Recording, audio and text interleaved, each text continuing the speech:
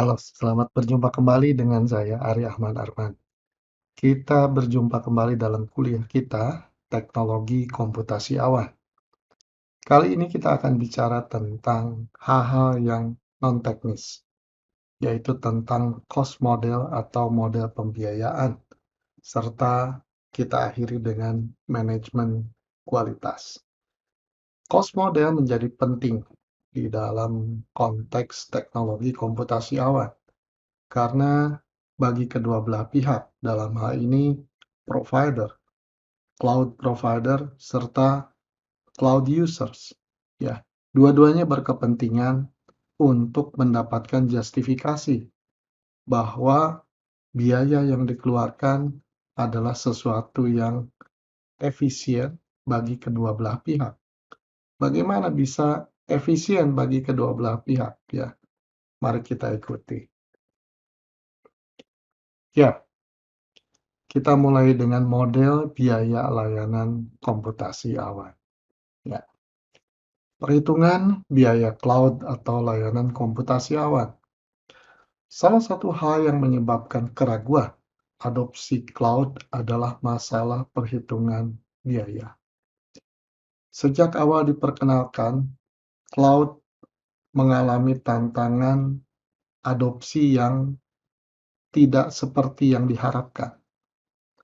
Banyak perusahaan yang masih ragu bahwa mengadopsi cloud seolah-olah dihadapkan pada pembiayaan yang lebih tinggi.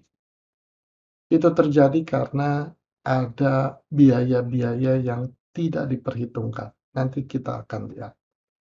Jadi perhitungan yang terlalu sederhana atau dalam hal ini hanya membandingkan biaya investasi dibagi menjadi biaya bulanan dibandingkan dengan biaya bulanan cloud.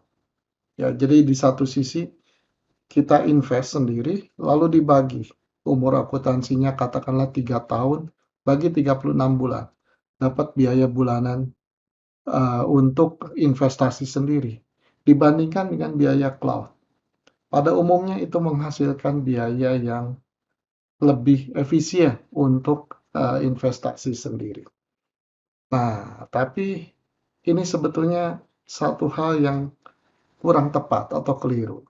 Mengapa? Karena ketika investasi sendiri, banyak biaya-biaya lain yang seharusnya dihitung dan seringkali tidak ikut diperhitungkan. Baik, pentingnya pemahaman model biaya cloud. Ya, jadi mengapa demikian penting? Ya, supaya kita, terutama pengguna cloud, itu memiliki justifikasi yang kuat. Ya. Jadi pertama memahami biaya operasional dan mengoptimalkan lingkungan TI sangat penting untuk dapat memahami dan dapat membandingkan model biaya selengkapnya antara on-premise dan cloud. Ya, jadi kita harus tahu komponen-komponen biayanya supaya fair ketika membandingkan. Jangan kita merasa sudah memilih opsi yang paling efisien secara finansial, kenyataannya ternyata banyak komponen biaya yang terlupakan. Struktur harga yang digunakan oleh cloud publik biasanya didasarkan pada model pay per usage, pay per use, ya, yang berpusat pada utility centric. Jadi seperti utility pada umumnya yang lain. Memungkinkan organisasi untuk menghindari investasi infrastruktur di muka. Ya. Jadi salah satu keunggulannya adalah kita tidak perlu invest dengan sebuah nilai uang yang besar di muka. Sementara di lain pihak teknologi demikian cepat berubah, demikian cepat usang. Ya. Model-model ini perlu dikaji terhadap implikasi keuangan dan investasi infrastruktur on-premise dan komitmen total cost of ownership yang berhubungan. Nah, baik. Saya akan memperkenalkan satu istilah, walaupun tadi sudah disebut juga ya, TCO, Total Cost of Ownership. Sebelumnya mari kita lihat sejenak ada gambar di sisi kanan atas. Ya, ini bongkahan es katakanlah di laut, begitu ya, di mana kalau kita di permukaan laut hanya melihat sebagian kecil persisnya. Sementara di bawah masih ada yang lain yang merepresentasikan hidden cost. Cost yang tidak kita sadari, yang tersembunyi, gitu ya. Nah, inilah kira-kira gambarannya. Banyak situasi di mana kita itu hanya melihat cost yang direct harus kita bayar atau kita biayai. Sementara hidden cost tidak menjadi perhatian kita. Bahkan kita tidak serius mengidentifikasikan ya hidden cost-nya apa saja. Ya. Nah, total cost of ownership atau TCO ini sebetulnya cara mengestimasi cost total cost ya untuk memiliki ya, mengakuisisi, menikmati sebuah layanan, dalam hal ini layanan IT. Ya, jadi total cost-nya itu berapa? Dikaitkan dengan gambar yang di kanan ini adalah kita berusaha menemukan semua cost, termasuk hidden cost, ya, total cost untuk untuk memiliki, menikmati layanan yang akan kita gunakan sebagai penunjang bisnis, ya. Nah, lalu kita perhatikan tabel ini. Jadi tabel ini kolomnya yang dua sisi kanan itu ada cloud dan on-premise. Jadi cloud maksudnya adalah seandainya perusahaan memutuskan mengadopsi layanan cloud dari pihak ketiga, pihak lain, ya. Sementara di sisi kanan adalah on-premise. Walaupun on-premise sendiri bisa menggunakan teknologi cloud, teknologi yang sama dengan yang digunakan di cloud eksternal, ya. Tapi intinya on-premise melihat sebagai itu dikelola sendiri, dimiliki sendiri, ya. Nah, kemudian apa saja faktor yang harus diperhatikan? Pertama, setting up, men-set up semuanya. Men-set up perlu cost, perlu keahlian, perlu monitoring di awal yang sangat ketat sampai sistem itu stabil.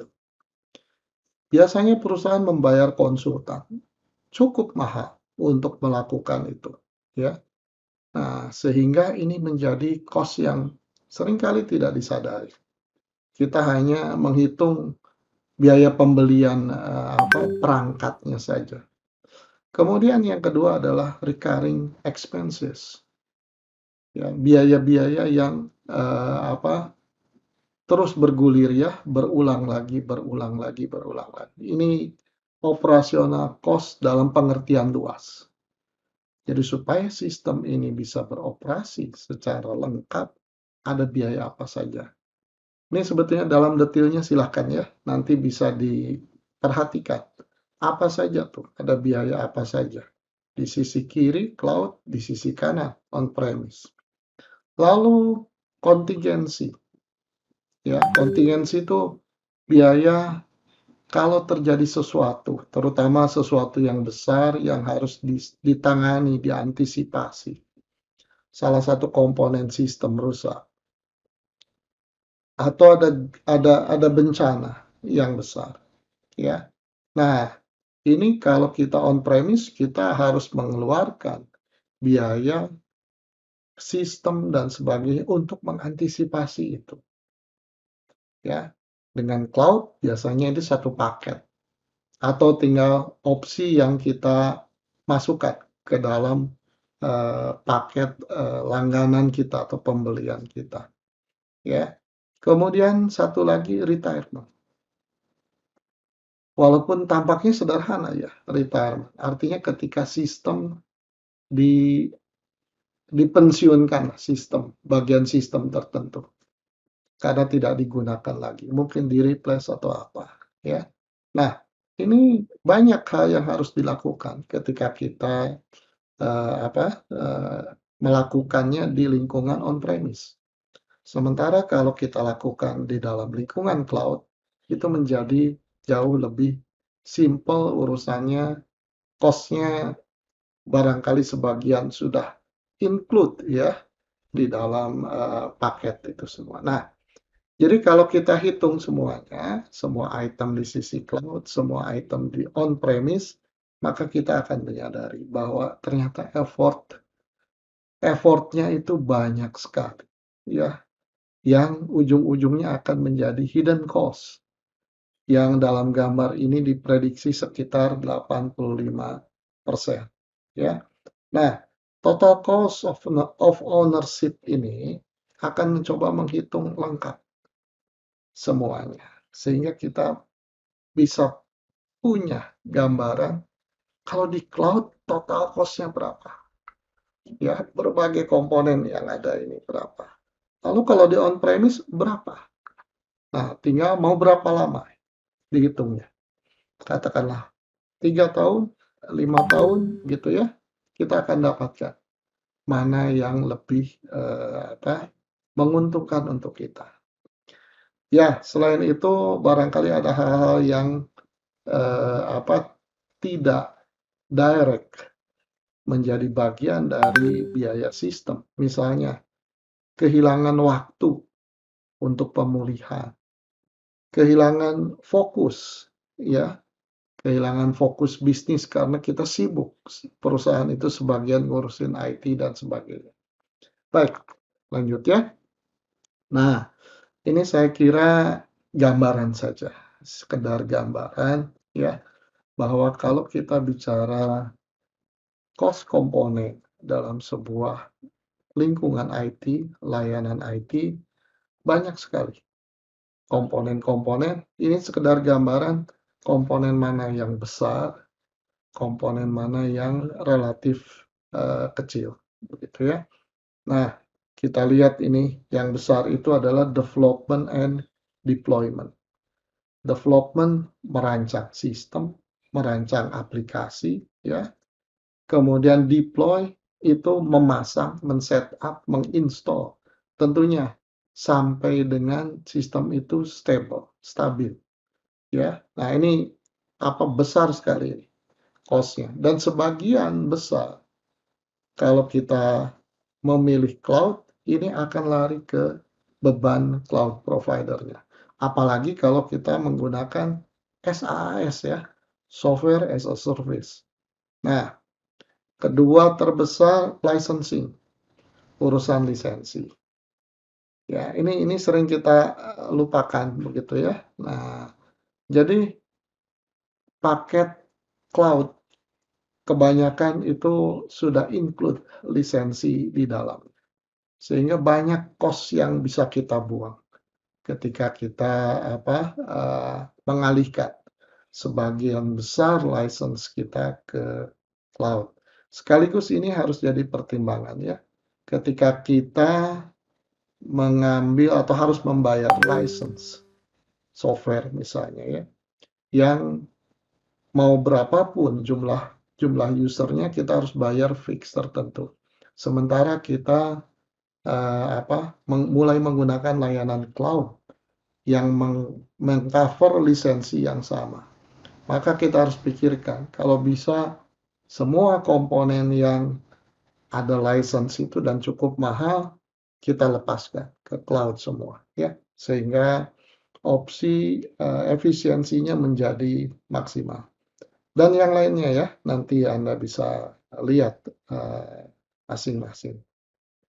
Baik, ini cara menghitung yang lain, yang lebih sederhana ya, tidak bertentangan dengan yang tadi sudah dijelaskan ya. Nah, ini membaginya menjadi 3. Jadi biaya yang sifatnya di depan sebelum layanan berjalan, upfront ini istilahnya ya. Ini biaya investasi yang dibayarkan di muka kira-kira. Lalu ongoing, ketika operation itu berjalan, ya, biaya yang timbul selama proses layanan berlangsung. Nah, jadi investasi, persiapan, dan sebagainya, lalu ongoing, berjalan, dan terakhir hal-hal yang sifatnya tambahan. edisional. Ya, misalnya biaya pinjaman investasi yang harus dicicil, ya, biaya integrasi, biaya untuk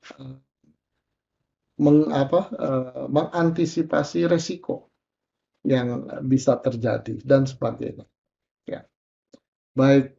Jadi total cost yang versi yang ini ya sama sebetulnya. Versi yang ini dalam pengertian tiga komponen ya, dibaginya menjadi tiga slicing begitu. Nah, total cost sendiri adalah cost keseluruhan, termasuk yang hidden tadi. Jadi versi yang ini total cost of ownership adalah upfront cost ya, ditambah dengan ongoing cost, ditambah dengan additional cost. Ya, tinggal tugas kita adalah membreakdown upfront itu apa saja, ongoing apa saja, additional cost apa saja. Ya, Anda boleh search di internet di Google ya. Demikian banyak komponen-komponen yang menjelaskan upfront apa, ongoing apa saja, additional apa saja, atau groupingnya ada yang versi dibagi 3, bagi 4, bagi 5, bagi 10, 12, ada juga itu. Ya, nah saya kira tinggal mana yang menurut kita signifikan harus dihitung, itu terutama yang tidak boleh dilewatkan. Nah, ini penjelasan sedikit tentang bagian edisional saja. Ya, jadi dianggap yang upfront, kemudian ongoing atau operasional sudah lebih dipahami. Ya, bisa ditebak, bisa dibayangkan. Ya, nah ini yang edisionalnya apa saja? Pertama, cost of capital. Jadi katakanlah ini si modal di awal untuk investasi ternyata ini menggunakan mekanisme pinjaman dari pihak eksternal ya yang itu harus dikembalikan. Nah, tentunya perusahaan katakanlah menyicil itu ya untuk pengembalian itu. Nah, ini jadi additional cost di luar pembelian ya. Yang kedua itu adalah sunk cost. Apa itu sunk cost ya? Nah, sunk cost adalah biaya untuk bagian sistem yang sudah ada sebelumnya, belum tentu efisien, tapi harus dibayar. Ya, jadi sistem itu sudah ada sebelumnya, misalnya bagian dari lisensi tertentu atau data center kita dan sebagainya. Tapi itu harus dibayar karena tanpa adanya itu sistem kita jadi tidak utuh, tidak lengkap. Jadi data center tidak bisa kita katakan, wah itu kan sudah tuntas dibayar, tinggal pakai. Tidak juga. Data center tuh ada listriknya, ada operasional cost untuk pengendali temperatur dan sebagainya. Yang itu jalan terus. Dan itu merupakan bagian dari runningnya sistem kita. Nah inilah sunk cost itu ya, jangan sampai terlewat. Kemudian integration cost. Terutama ketika ada perubahan, sistem baru dan sebagainya. Ya, ini biasanya tidak murah dan tidak sederhana. Ya, integration cost ini jangan diabaikan. Termasuk mengupgrade knowledge ya bagi personal kita, karyawan kita. Nah, satu lagi adalah lock-in cost. Lock-in ini ketergantungan, keterjebakan, terkunci gitu ya. Terkunci itu bisa karena teknologinya, bisa karena pihak penyelenggaranya dan sebagainya. Ya. Jadi kita sudah terlanjur pakai teknologi apa. Ketika mau gabung dengan sesuatu yang lain, teknologinya berbeda, tidak kompatibel, nah ini ada cost. Ya, saya sudah menyusun sistem saya sebagian besar menggunakan open source, Linux systems. Tapi ada satu titik di mana tidak ada pilihan. Kami harus mengadopsi sistem berbasis Windows, Microsoft Windows. Nah, sehingga muncul login ya, fenomena login ini bagaimana nih? Minimal akan balik lagi ke integration cost itu ya. Nah, ini sebetulnya fenomenanya login ya.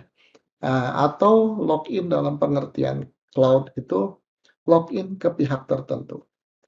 Bisa jadi tidak ada unsur kesengajaan ya di dalam terciptanya login ini. Itu hanya ketergantungan yang tercipta dengan sendirinya. Karena kita merasa nyaman, semua urusan ada yang bertanggung jawab, ya. Nah, ketika pihak itu mau bisa bermasalah, kita mau pindah provider dan sebagainya, nah kita akan mikir, "Aduh, ini gimana ya? Apakah kemudahan yang selama ini terjadi akan tetap terpelihara dan sebagainya?" Ya, itulah ya yang dimaksud login. Oke, saya kira sudah bisa dipahami ya. Tadi TCO ada biaya-biaya yang jelas kelihatan, ada biaya hidden ya, dan kita harus menghitung keseluruhannya supaya fair. Baik, yang kedua adalah komponen serta metrik biaya cloud ya. Jadi komponennya apa, lalu metrik atau pengukurannya bagaimana ya. Baik, kalau kita bicara cloud, walaupun komponen ini kalau di breakdown sangat banyak ya, tapi paling tidak ada 4 eh, komponen dasar kalau kita bicara biaya ya, yang membentuk kontribusi terbesar terhadap biaya. Yang pertama itu adalah network usage, penggunaan network, jaringan. Ya, kenapa ini jadi penting? Ya, toh selama ini juga kita pakai jaringan. Nah, karena sumber daya kita nanti ada di cloud, di luar area fisik, area geografis perusahaan kita, ya, entah somewhere in the cloud. Sementara user kita itu, perusahaan kita, pengguna-pengguna kita ada di perusahaan kita, sehingga kita perlu network untuk lalu lintas data itu. Nah, network ini sekarang agak lebih menguntungkan kalau kita membayangkan dari sisi traffic ya. Kenapa network ini lebih menguntungkan ya saat ini? Saat ini. Karena sekarang sistem beralih ke internet based, web based systems ya, yang terminalnya di PC bisa dimanapun, di customer perusahaan kita, atau bahkan di mobile apps. Nah, mereka mengakses direct ya. Nah, ini bahkan tidak harus ke server di perusahaan kita ya. Kemudian dari sisi karyawan perusahaan kita gimana mengakses sistem? Ya, tentu itu tidak terhindarkan. Tapi trennya sekarang ini menjadi sistem yang makin lama makin sedikit jumlah keterlibatan jumlah karyawannya itu. Ya, sehingga network cenderung makin efisien ya makin ke sini. Yang kedua itu adalah server.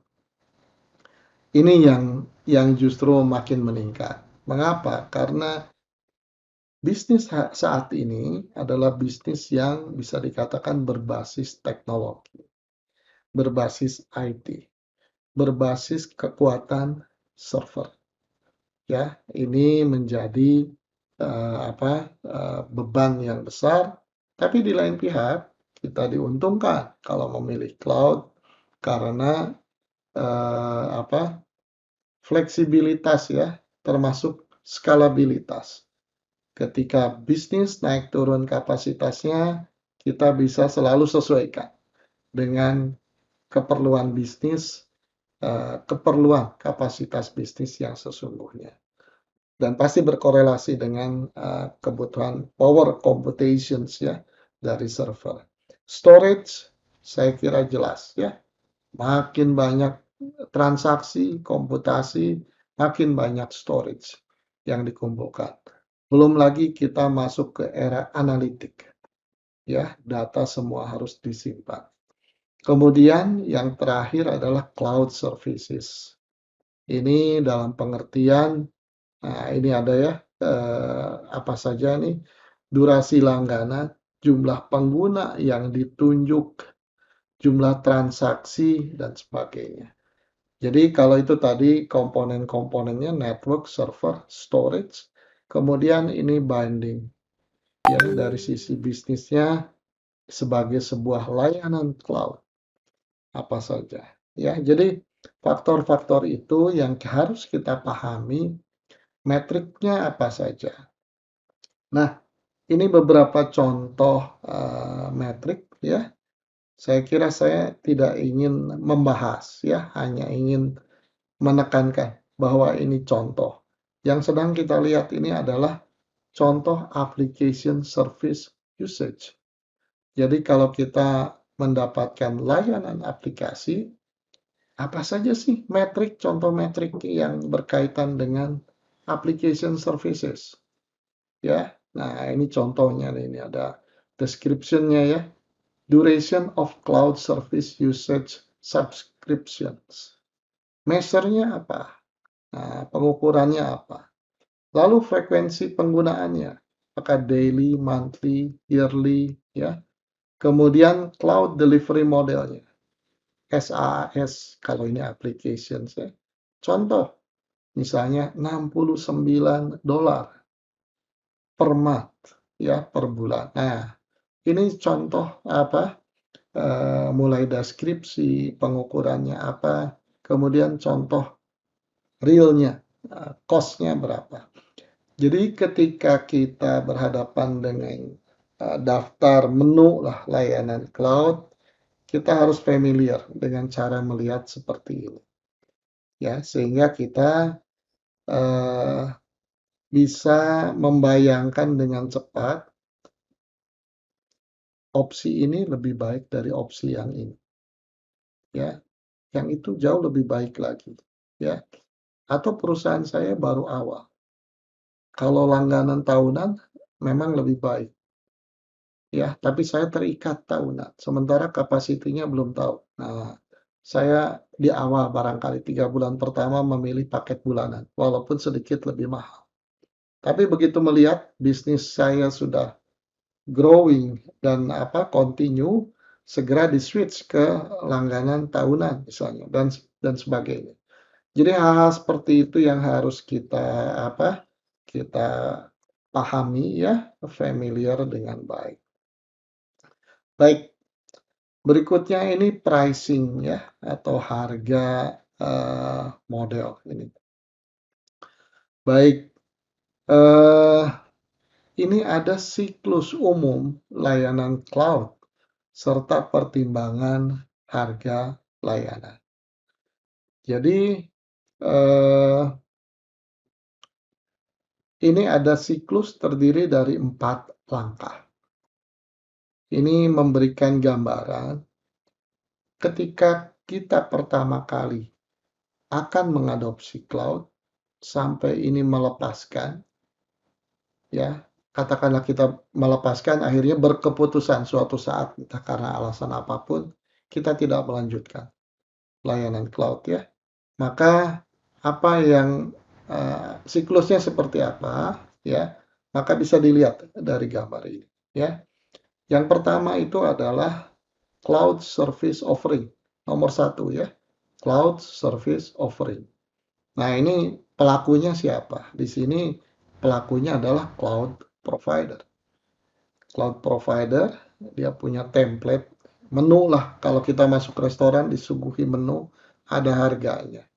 Ya, hanya kalau di restoran, biasanya normalnya kita tidak bisa nawar ya. Nah, kalau ini cloud provider, kalau kita partai besar, mungkin kita bisa tawar-menawar. Bukan semata-mata tawar-menawar harganya, harga satuannya, tapi barangkali tawar-menawar dalam varian-varian produk itu. Karena demikian banyak kombinasi varian produk ya yang bisa kita request ya kepada provider.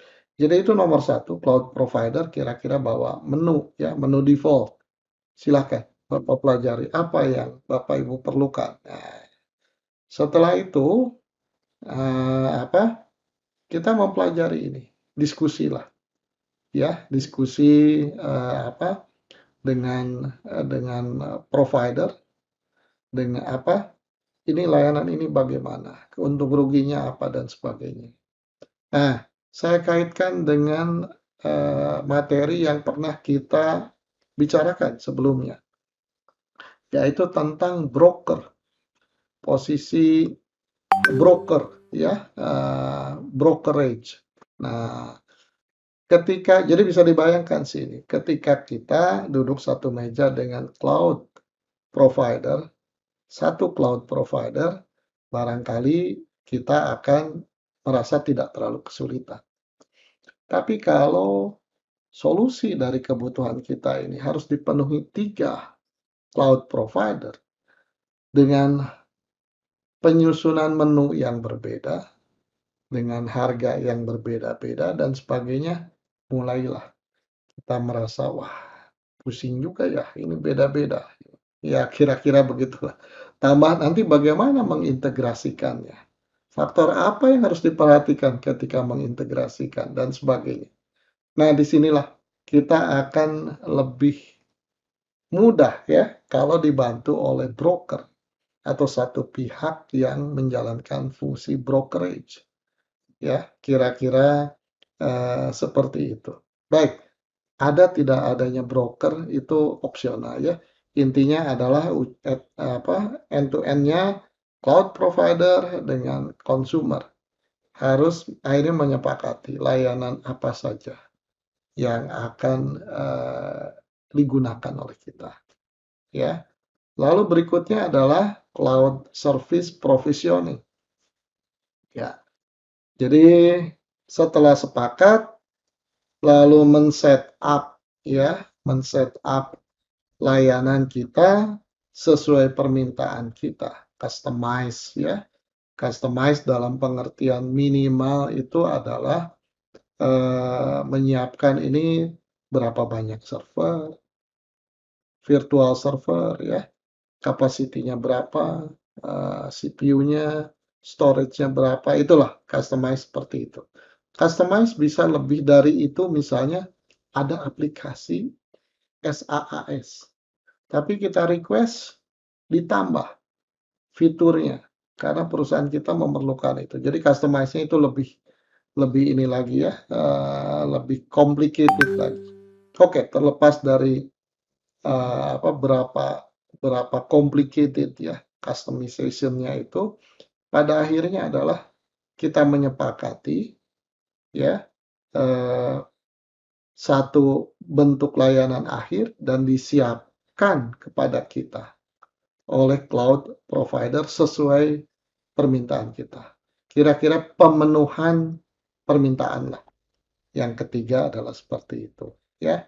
Nah, setelah itu dipenuhi, termasuk sampai menginstall, ya, mendeploy semuanya sampai siap pakai. Masuk ke yang keempat, cloud service operation.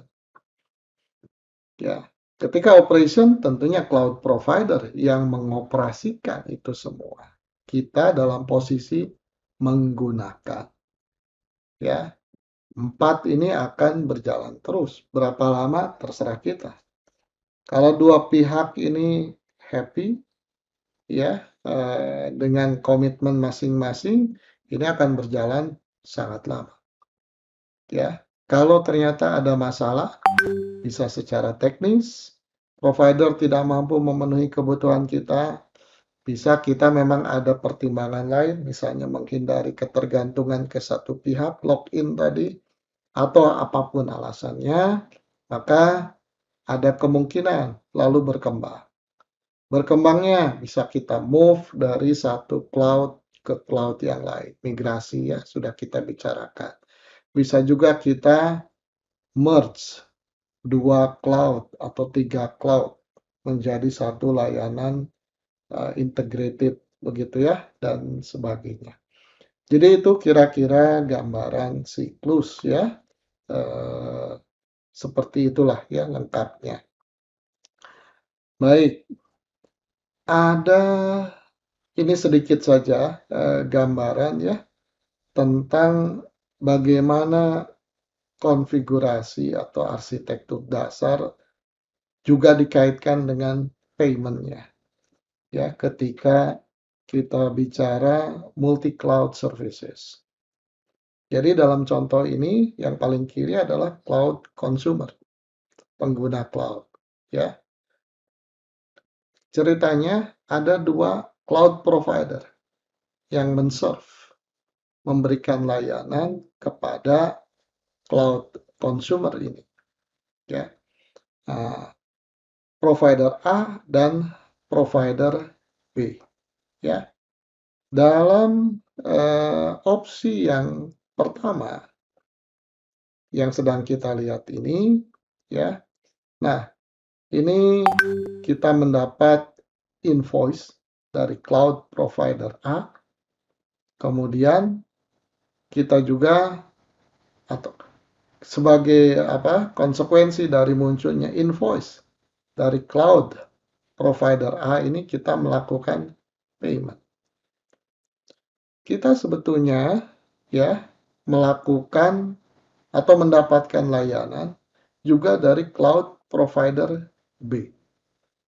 Ya, cloud provider B. Nah, cloud provider B ini memberikan layanan yang digabungkan dengan cloud provider A. Ya. Nah, ini ada dua alternatif sebetulnya ya. Alternatif pertama itu adalah kita bisa bertransaksi secara finansial dengan cloud provider A dan cloud provider B. Jadi kita minta ke A, oke, apa yang harus saya bayar? A nagih, kita bayar. Kemudian B di sini sama. Ya, walaupun B tidak memberikan layanan direct, tapi B membayar melayani melalui A. Nah, ini alternatif pertama, B langsung nagih karena ada perjanjiannya tentunya ya. Dia membantu A dalam rangka untuk keperluan layanannya konsumer yang sama ya. Bisa juga si B ini membayar atau bertransaksi dengan A. Sehingga yang ditagihkan oleh A itu sudah merupakan ini ya, merupakan gabungan antara invoice A itu sendiri serta invoice B ya, bisa seperti itu. Ya, yang alternatif yang kedua tadi ya, itu sebetulnya bisa digambarkan seperti ini. Jadi dalam hal ini B tidak pernah nagih ke A. Ya. A ini atau B dilibatkan oleh A ya tanpa konsumernya tanpa harus tahu, dalam pengertian bukan berbohong ya. Tapi dalam pengertian kata konsumer, ya sudahlah saya nggak mau pusing. Pokoknya saya minta ke A, bisa nggak memenuhi permintaan saya. Bahwa A untuk memproduksi itu kerjasama dengan B itu silahkan. Tapi saya hanya mau keluar satu invoice dari A. Ya, nah dan saya bayar itu. Kalau prakteknya itu include B ya silahkan masukkan saja ke situ. Nah, ini kira-kira skema-skema ini memungkinkan ya. Kembali lagi ke pricing model ya. Jadi model harga yang digunakan oleh penyedia cloud ditentukan menggunakan template yang menentukan biaya unit untuk penggunaan sumber daya yang terperinci sesuai dengan metrik biaya penggunaan. Berbagai faktor dapat mempengaruhi mode penetapan harga ya, seperti persaingan, ada biaya overhead, lalu ada biaya peluang untuk mengurangi pengeluaran melalui berbagi sumber daya TI dan mengoptimalkan pusat data atau data center. Nah, Ini eh, memahami komponen biaya. Kalau tadi kita memahami komponen biaya itu dengan cara apa? Melihat dari kacamata ada cost yang langsung teridentifikasi, ada cost yang sifatnya hidden, ya. Sebagian ini akan apa? eh, Tabrakan dengan cara pandang tadi. Tapi ini adalah cara melihat biaya dari kacamata yang lain, yaitu dari kacamata komponen-komponen teknis yang membentuk biaya, ya. Nah, jadi mari kita lihat ya. Pertama ini ada garis, titik-titik ya. Kurang lebih ini menarik batas antara eh, yang atas itu dimensi virtual, layanan virtual. Yang bawah itu adalah sumber daya yang sesungguhnya, yang masing-masing ada cost, ada biaya supaya itu running ya sistemnya itu. Nah, jadi ini tidak tergambarkan di sini ya. Kalau kita membayangkan posisi customer, itu ada di mana? Customer itu ada di atas. Customer itu membayar service, ya, membayar service. Dalam hal ini service 1, service 2, service 3, terserah. Mau pilih service yang mana. Bisa service SaaS, bisa juga turun. Wah, saya inginnya platform. Aplikasinya saya yang urus sendiri, PaaS. Bisa juga infrastructure as a service. Ya, itu bisa. Bisa seperti itu. Terserah customer-nya. Tapi pasti di atas garis titik-titik itu, service semua. Ya, tinggal nanti apa? Kalau SaaS biasanya nanti ada platform ikut dihitung. Platform untuk mendukung service mana yang diambil gitu ya. Nah, nanti infrastructure ikut dihitung juga. Nah, oke, sampai situ clear ya. Nah, kemudian yang bawah itu adalah breakdown dari infrastructure-nya. Karena infrastructure harus ada physical infrastructure-nya, real infrastructure-nya. Ya, di sini ada cloud utilization cost. Bagaimana mengutilize itu? Cost untuk mengutilize itu semua. Ya, ada cloud fixed cost. Ini sistem cloud ini pasti ada biaya tetap sebagai platform raksasa untuk keseluruhannya. Lalu ada virtual machine cost. Ada server cost, the real server ini. Ya, server cost itu ada hardware-nya, ada software-nya, ada operating system ya. Ada maintenance cost, ada network cost-nya. Lalu ada rack cost gitu ya, rack-nya ya. Nah, ini barangkali apa gambaran ya. Mungkin kalau dicari ada yang terlupakan atau perlu di breakdown lagi yang mana. Sebetulnya ini sudah apa dipikirkan untuk mengcover yang wajib-wajib biasanya selalu ada. Jadi saya kira kita tidak perlu memperdebatkan gambarnya, ya. Tapi ini sebagai ilustrasi bahwa sebetulnya di ujung kita memberikan layanan kepada customer kita yang tadi service, ya. Dan sekarang makin bergeser SaaS. Kalau ada SaaS, cenderung pilih SaaS, tidak pusing sama sekali. Ya, hanya dalam situasi tertentu, platform, biasanya begitu. IaaS makin jarang sebetulnya, ya. Karena kalau IaaS masih banyak hal yang harus diurus sendiri. Benefit dari esensinya cloud tidak maksimal ketika kita mengambil opsi IaaS. Dan itu semua dibentuk oleh sumber daya sampai sumber daya fisik yang masing-masing ada cost-nya, ya. Ini termasuk dianggapnya bagian dari rack ya, dari apa sistem fisiknya. Ada cooling sistemnya. penjaga temperatur ya, ada cost-nya jadi berapa. Lalu ada power cost, ada facilities ruangan ya, real estate areanya, tidak sekedar ruangannya. Nah, kemudian juga balik lagi tambahan additional considerations ya, ada cost-cost yang kategorinya additional, mungkin sebagian tadi sama dengan additional yang sudah kita bahas di depan, tapi ada hal yang lain saya kira di sini ya. Yang pertama itu adalah additional considerations ya, negotiation. Perusahaan, apalagi perusahaan besar, biasanya membayar total cost per bulan, apalagi per tahun, dalam satu jumlah uang, nilai uang yang cukup besar. Nah, ini harus disadari sebagai sebuah kekuatan. Kekuatan untuk apa? Kekuatan untuk negosiasi. Kalau saya membayar 2 miliar setahun untuk seluruh sistem IT saya kepada cloud provider, maka 2 miliar bukan angka yang kecil.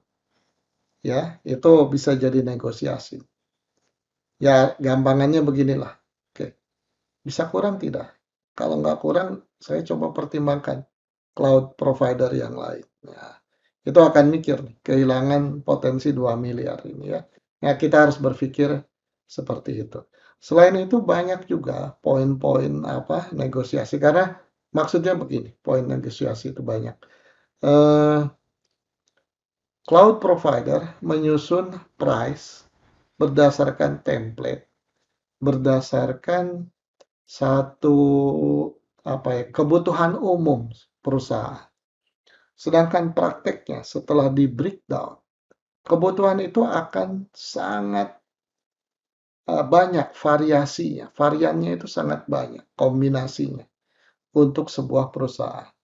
Nah, kita bisa selalu bernegosiasi, mengatakan setelah dilihat, lah saya kan nggak perlu ininya nih, ininya coret deh. Saya juga nggak perlu ininya juga dicoret.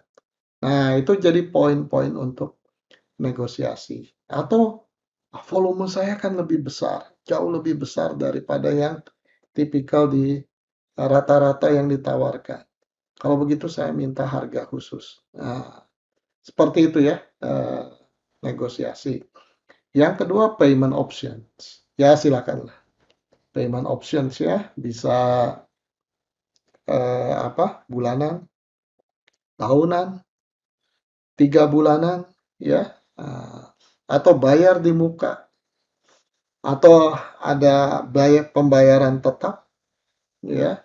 Lalu ada yang sifatnya bervariasi, variabel yang disesuaikan ya. Nah, itu bisa seperti itu. Berikutnya adalah cost archiving ya, dengan melacak informasi penagihan historis. Penyedia cloud dan konsumen cloud dapat menghasilkan laporan berwawasan atau insight ya, analytical. Jadi cloud provider dan kita atau kita bisa meminta kepada cloud provider ya untuk melihat tren kebutuhan atau tren penggunaan kita bagaimana. Ya, ini penting ya kalau cloud providernya punya itikat baik akan membantu. Walaupun ternyata ada penurunan kebutuhan. Ya, artinya kita membayar lebih dari kapasitas yang kita perlukan. Nah, ini saya kira bisa dibicarakan ya, sehingga kita bisa mendapat cost terbaik dalam pengertian sesuai dengan naik turunnya atau pertumbuhan kapasitas kita. Baik, lanjut ya tentang SaaS pricing khusus nih, software as a service. Karena software as a service mungkin layanan yang paling berkembang ya, dan semua pengguna cloud cenderung jika ada solusi software as a service, mengapa tidak? Kalau itu bisa menjadi solusi yang memenuhi seluruh kebutuhan. Nah, sampai saat ini berkembang berbagai inovasi ya.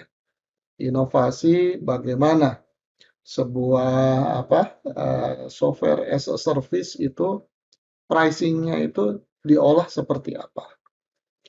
Ini ada yang mulai dari yang flat rate ya, usage based, tiered ya, per user dan sebagainya. Mari kita bahas dengan cepat ya, satu persatu. Jadi flat rate adalah pembayaran yang flat untuk durasi waktu tertentu. Bisa bulanan, kemudian bisa juga tahunan. Ya, tidak tertutup kemungkinan ada yang harian ya dan sebagainya. Tapi artinya disepakati satu durasi, kemudian customer harus membayar sejumlah biaya tertentu untuk satu durasi tertentu secara flat ya. Kemudian yang kedua itu adalah usage based. Kalau yang flat tadi mau penggunaannya tinggi, mau penggunaannya rendah, saya membayar flat, saya membayar tetap per durasi waktu. Ya, kalau usage based dihitung penggunaannya berapa. Ya, kalau penggunaannya tinggi tentunya pembayaran akan naik. Penggunaannya rendah tentunya akan turun. Nah, tinggal ininya unit penggunaannya itu mau berapa berapa apakah ada pengkategorian misalnya ya atau benar-benar dihitung satu seperti telekomunikasi ya. Waktu di awal itu dulu ada tarif per kilobyte harus bayar berapa begitu ya. Nah, sekarang kan sudah biaya-biaya yang model-model seperti ini ya. Nah, tapi intinya adalah kita membayar berkorelasi dengan usage ya, berapa penggunaan ya. Apakah penggunaan real per unit-unit yang kecil dihitung atau per grup kategori ya. Baik, berikutnya itu adalah tier. Jadi ada tingkatan. Ada tingkatan. Jadi biasanya si provider memberikan penawaran dalam bentuk apapun istilahnya ya, tingkatan. Seperti yang contoh yang sedang kita lihat ini. Ada tingkat basic, tingkat pro, tingkat enterprise. Ya, nanti kita mau pilih paket yang mana. Ya, tapi ini bertingkat, berjenjang. Ya, apakah nanti fitur yang dimainkan atau kapasitas yang dimainkan, nah itu terserah provider. Tapi intinya berjenjang. Ya, kemudian yang berikutnya adalah per user. Nah, ini berkaitan dengan biasanya terutama perusahaan. Kalau penggunanya perusahaan, ya. Jadi misalnya kalau 10 user harus bayar berapa? 1 sampai dengan 10 user. 11 sampai 50 user berapa? Di atas 50 sampai 100 berapa? Di atas 100, di atas 500 ya berapapun cara membaginya. Tapi kira-kira itu kita membayar dengan jumlah yang disesuaikan dengan berapa user kita. Ya. Berikut adalah per active users. Nah, kalau yang per user tadi, mau usernya aktif atau tidak, ya sudah, dihitung user yang didaftarkan, berapa banyak. Kalau per active users, itu adalah usernya bisa banyak, tapi pada dasarnya tidak dihitung berdasarkan user, total jumlah user. Tapi nanti ada mekanisme untuk melihat user mana yang aktif, yang betul-betul memakai. Nah, dihitung pemakaian dari user itu. Ya, jadi disesuaikan dengan user yang menggunakan. Nah, tentunya ada varian yang mungkin ditambahkan di sini ya. Nanti ada paket standar, paket plus, katakanlah seperti itu. Bisa juga per features. Jadi katakanlah sistem ini memiliki 10 fitur. Ada paket basic, ya, Itu fiturnya hanya disiapkan katakanlah atau hanya bisa menikmati 6 fitur, yang fitur-fitur basic. Nah, nanti kemudian ada fitur tambahan, bisa fitur A dan B, itu plus. Ada yang lebih lengkap lagi, A, B, C, D, di luar basic itu ya. Itu yang dikatakan premium. Ya, ya kira-kira begitu, tapi esensinya adalah cost akan nambah berdasarkan banyaknya fitur. Ya. Nah, terakhir ini cukup banyak ini yang menggunakan mode ini, yaitu konsep yang disebut freemium. Jadi aplikasi layanan yang sifatnya sebetulnya esensinya tidak berbayar, ya, tidak berbayar ketika pengguna hanya menggunakan fitur tertentu yang dideklar sebagai free.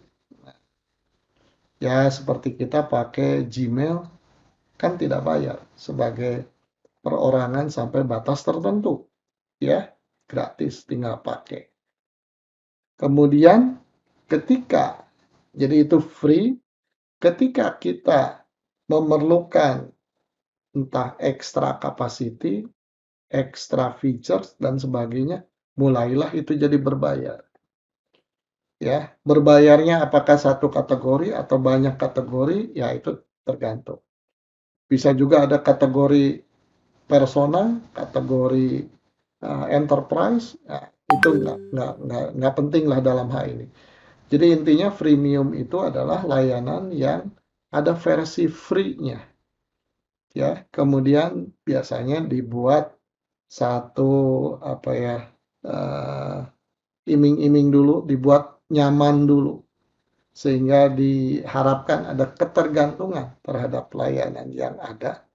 Setelah tergantung, nah, ketika itu apa sudah melampaui batas atau apa, sehingga orang ternyata ini harus bayar. Ya udah deh, saya sudah terlanjur merasa nyaman. Ya, misalnya ketika Google Drive sudah penuh, nah saya ingin nambah, ya gimana nih? Sudah nyaman, ya sudah pekerjaan saya sudah tergantung dengan Google Drive misalnya, sehingga akhirnya mulailah dengan yang paling murah. Setelah itu nambah lagi dan seterusnya. Ya, itulah konsep premium ya. Seperti itu konsepnya. Baik, terakhir ini jadi tentunya kalau kita bicara tentang cost, ya itu harus diimbangi dengan kualitas yang baik ya. Kualitas yang baik bisa kita capai dengan melakukan pengelolaan, terutama pengelolaan kualitas yang baik atau quality management, manajemen kualitas. Berbicara kualitas, ya, maka ya, service quality ya, maka itu terkait dengan atau secara formal ya, itu biasanya dinyatakan perjanjian komitmen kualitas itu dengan sesuatu yang disebut SLA ya, Service Level Agreement. Jadi ketika kita membayar layanan dari satu pihak, biasanya ada satu kontrak ya yang harus ditandatangan oleh customer bahwa saya akan mendapatkan layanan ini. Lalu ada kewajiban customer harus bayar, tidak boleh ini, tidak boleh itu. Nah, itulah sebetulnya. SLA itu ada di dalam kontrak itu. Ya, SLA itu adalah sesuatu yang mendeskripsikan layanan yang sebetulnya itu merupakan janji dari pihak provider. Service levelnya dijanjikan seperti apa, ya. Nah, coba kita lihat. Ada metrik-metrik yang biasanya ya menjadi bagian minimal dari SLA itu biasanya mengandung ini. Pertama, availability. Ya, Jadi kalau layanan, berapa tingkat availability-nya. Ya, artinya dia akan mati berapa lama. Jadi gini, kalau saya langganan mobile phone ya dari satu provider, lalu dalam setahun pernah mati sampai 2 jam, boleh nggak kita komplain? Ya tentunya komplain boleh, ya. Tapi sampai menuntut bisa nggak? Ya, kalau sampai menuntut, ya kita harus kembali ke SLA. 2 jam dalam setahun, itu berapa persen? Sementara si provider menjamin availability-nya berapa persen. Kalau dijamin katakanlah 99%. Wah, 1% dari berapa totalnya berapa jam dalam setahun? Wah, itu jauh lebih besar dari 2 jam. Berarti 2 jam itu nggak ada apa-apanya. Perusahaan providernya masih memenuhi kewajibannya. Ya. Yang kedua, reliability. Ya, ini by definition itu minimum time between failure. Jadi tingkat keseringan muncul gangguan. Ya, jadi kalau ini gangguan baru gangguan, udah ada gangguan lagi ada gangguan itu tidak reliable.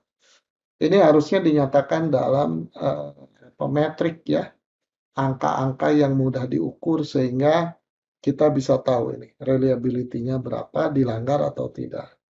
Performance.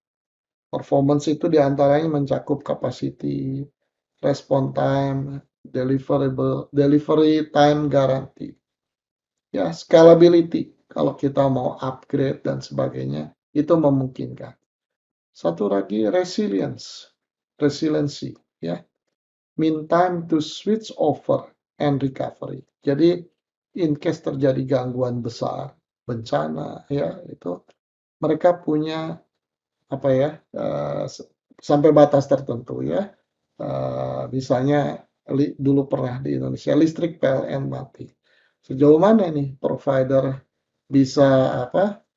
Kalaupun memang ada gangguan memulihkan itu, ya. Nah, kira-kira begitu. Jadi itu dinyatakan di dalam SLA yang biasanya merupakan bagian dari kontrak, ya. Ketika kita menjadi sebagai persona, menjadi langganan dari apa? Jadi nasabah bank, langganan telecommunication provider. Sebetulnya kita tanda tangan kontrak ada SLA itu juga, ya di ininya. Nah, tapi kita sering tidak menyadari bahwa itu sebetulnya SLA di dalam itu. Nah, tapi kalau kita melakukan kontrak antar perusahaan itu lebih eksplisit. Dan bahkan SLA-nya ini bisa dinegosiasikan kalau perlu, ya. Nah, tergantung kekuatan kita. Sederhananya, makin banyak kita bayar, makin bisa tawar-menawar, ya. Baik, karakteristik metrik kualitas layanan. Jadi kualitas layanan tadi yang baik harus ada metriknya. Metrik yang baik itu harus seperti apa? Ya, quantifiable, ada ukurannya. Ya, jangan baik, buruk, nah itu nggak cukup. Harus ada ukurannya berapa. Ya, yang kedua repeatable, memungkinkan diukur ulang dengan cara pengukuran dan hasil yang konsisten. Yang ketiga comparable, jangan aneh cara mengukurnya ya, standar bisa dibandingkan ya dengan satu penyedia layanan yang lain ya, karena standar itu.